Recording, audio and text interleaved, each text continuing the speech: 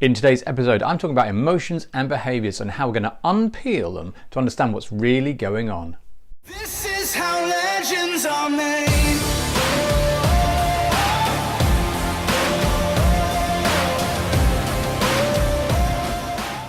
Hi there guys, and thanks for joining me for another episode. My name's Ben Jackson, and I wanted to kind of quickly share something with you which kind of came out of a conversation today.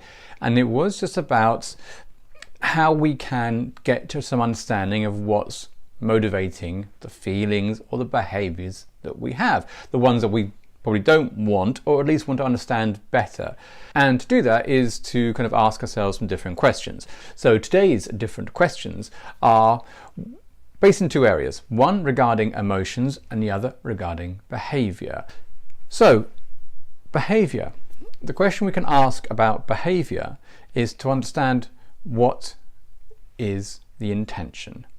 What's the intention behind behaviour? What's it looking to achieve?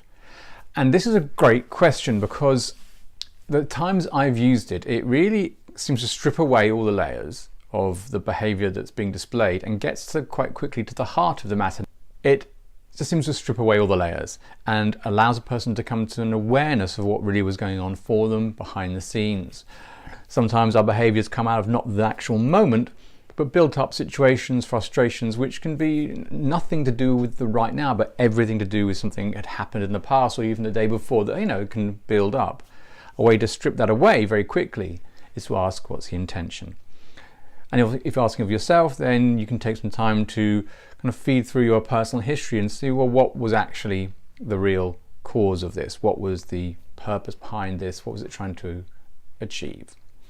And I find that a great question and a great way to really decipher what's going on for you, particularly when you're not behaving in a way you're happy with, which can just simply being very, very upset or very angry or frustrated. Just ways to give you some space behind those feelings so that you can actually notice the behaviour and work out what's going on. By asking these slightly more or better questions, shall we say, we are having more information we can actually use and do something about. Maybe the intention behind the behaviour was to do with having a conversation with someone about something that was very minor but was bothering them, and therefore with it resolved, it's all happy and it's all okay. So when you're looking at behaviour, either ours or someone else's, and you're having that point of reflection, ask, what was the intention behind that behaviour? And to see what response you get from the other person or from yourself. So that's one. On the other side, I want to talk about emotions. And this is a bit different because when we're asking ourselves about question about emotions, they may not have a directly linked behaviour. There's going to be a feeling. You can wake up in a certain way and just feel something without any necessary associated behaviour. So that's why I'm making a difference. And how we can operate with that, or what we can do to kind of, again, unpeel what that emotion is telling us, is to ask this question. What is the function of that feeling? What's it looking to do? What's it trying to communicate? What's its operation?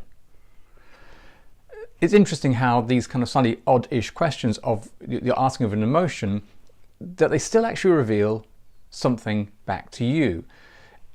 And I really encourage you to try this out. When you are feeling anger over something, and you have that moment of time, maybe it's going to have to be after, but you're still able to kind of recall this question I'm giving you now, ask yourself, what is the function? What's it looking to achieve, this particular emotion?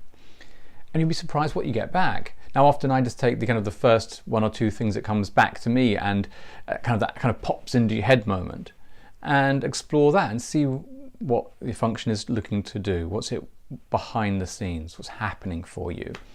And as we identify what the function is of the emotion, we actually get a bit more traction. We get to understand it better.